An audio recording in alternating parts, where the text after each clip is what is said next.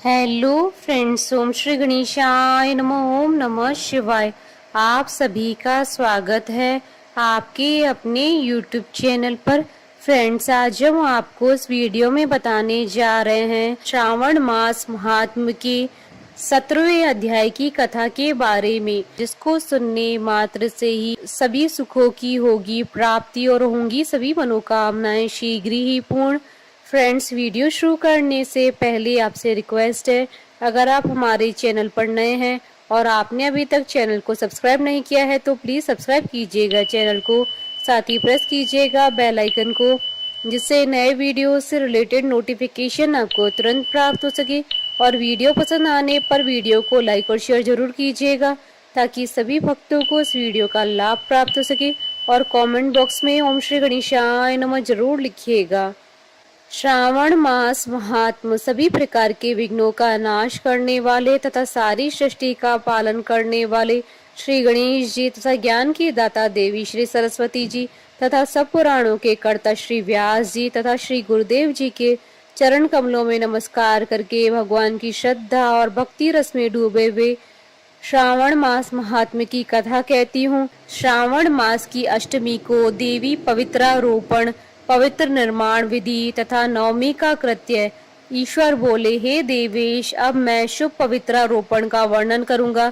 सप्तमी तिथि को अधिवासन करके अष्टमी तिथि को पवित्रकों को अर्पण करना चाहिए। जो पवित्रक बनवाता है उसके पुण्य फल को सुनिए। सभी प्रकार के यज्ञ, व्रत तथा दान करने और सभी तीर्थों में स्नान करने का फल मनुष्य को केवल पवित्र धारण करने से प्राप्त हो जाता है, क्योंकि भगवती शिवा सर्वव्यापिनी है। इस व्रत से मनुष्य धनहीन नहीं होता है, उसे दुख पीड़ा तथा व्याधियां नहीं होती है, उसे शत्रुओं से होने वाला भय नहीं होता है और वह कभी भी ग्रहों से पीड़ित नहीं होता है। इससे छोटे बड़े सभी कार्य सिद्ध हो जाते हैं।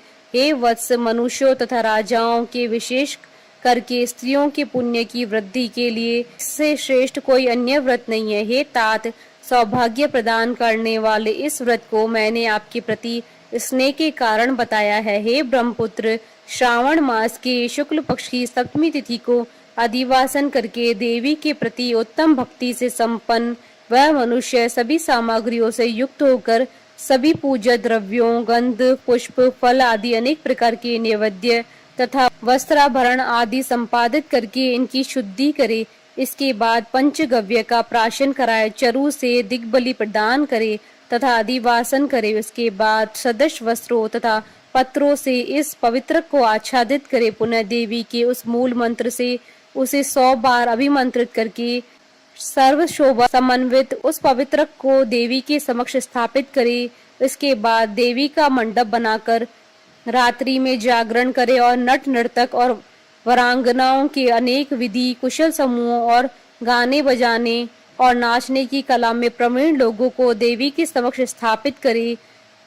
उसके बाद प्रातः काल विधिवत स्नान करके पुनः बलि प्रदान करे। इसके बाद विधिवत देवी की पूजा करके स्त्रियों तथा द्विजों को भोजन कराए। पहले देवी को पवित्र अर्पण करे और अंत में दक्षिणा प्रदान करे। हे वत्स, अपनी सामर्थ्य के अनुसार कार्य सिद्धि करने वाले उस नियम को धारण करे। राजा को प्रयत्न पूर्वक स्त्री के प्रति आसक्ति, जुआ, आखेट तथा मांस आदि का परित्याग कर देना चाहिए। ब्राह्मणों तथा आचार्यों को स्वाध्याय का और वैश्यों को खेती का कार्य तथा व्यवसाय नहीं करना चाहिए। 7, 5, 3, 1 अथवा आधा दिन ही त्याग पूर्वक रहना चाहिए और देवी के कार्यों में निरंतर अपने मन में आसक्ति बनाए रखनी चाहिए। हे मुनि सतम, जो बुद्धिमान व्यक्ति विधान पूर्वक पवित्रारोपण नहीं करता है उसकी वर्ष भर की पूजा व्यर्थ हो जाती है।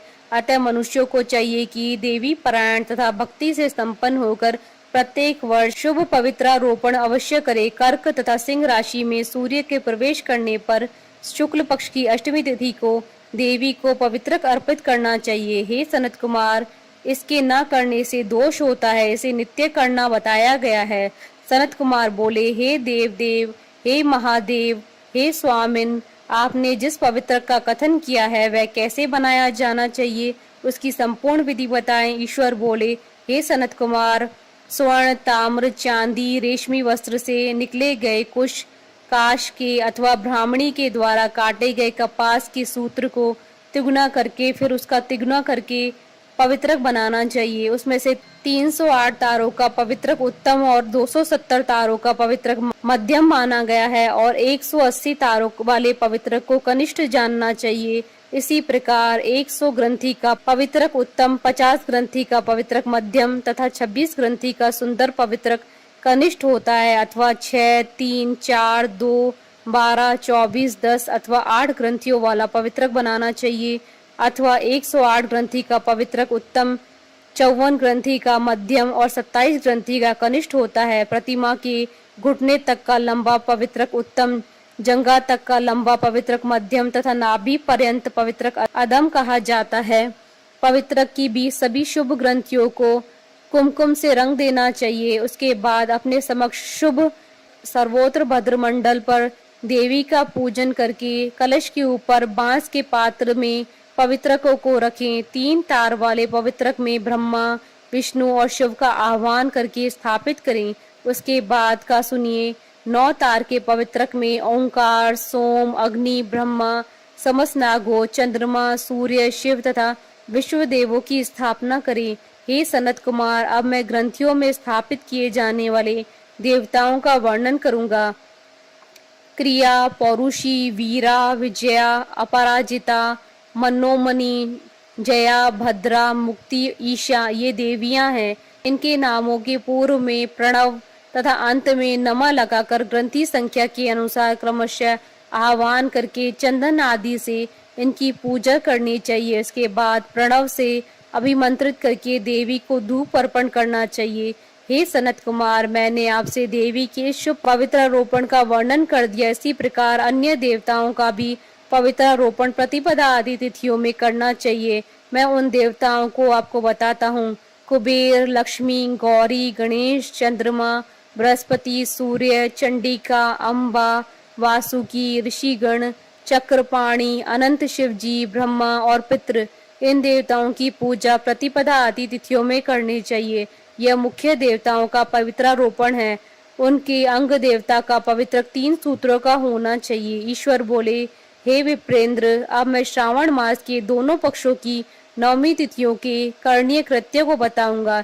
इस दिन कुमारी नामक दुर्गा की यथाविधि पूजा करनी चाहिए। दोनों पक्षों की नवमी के गंध, चंदन, कनेर के पुष्पों, दशांग, धूप और मोदकों से उनका पूजन करें। उसके बाद कुमारी कन्या स्त्रियों तथा विप्रों को श्रद्धा पूर्वक भोजन कराए, फिर मौन धारण करके स्वयं बिलपत्र का आहार ग्रहण करे। इस प्रकार से जो मनुष्य अत्यंत श्रद्धा के साथ दुर्गा जी की पूजा करता है, वह उस परम स्थान को जाता है जहाँ देव बृहस्पति विद्यमान है। हे विधि नंदन, यह मैंने आपसे 9वीं तिथि का कृत्य कह दिया। यह मनुष्य के सभी पापों का नाश करने वाले, सभी संपदाएं प्रदान करने वाले, पुत्र पौत्र आदि उत्पन्न करने वाला और अंत में उन्हें उत्तम गति प्रदान करने वाला है। इस प्रकार श्री स्कंद पुराण के अंतर्गत ईश्वर सनत कुमार संवाद में श्रावण मास महात्म में अष्टमी तिथि को देवी पवित्रारोपण नामक 17वां अध्याय पूर्ण हुआ। बोलिए भगवान शंकर माता पार्वती जी की जय। हमारे साथ इस वीडियो में अंत तक बने रहने के लिए आपका धन्यवाद। ओम श्री गणेशाय नमः। ओम नमः शिवाय।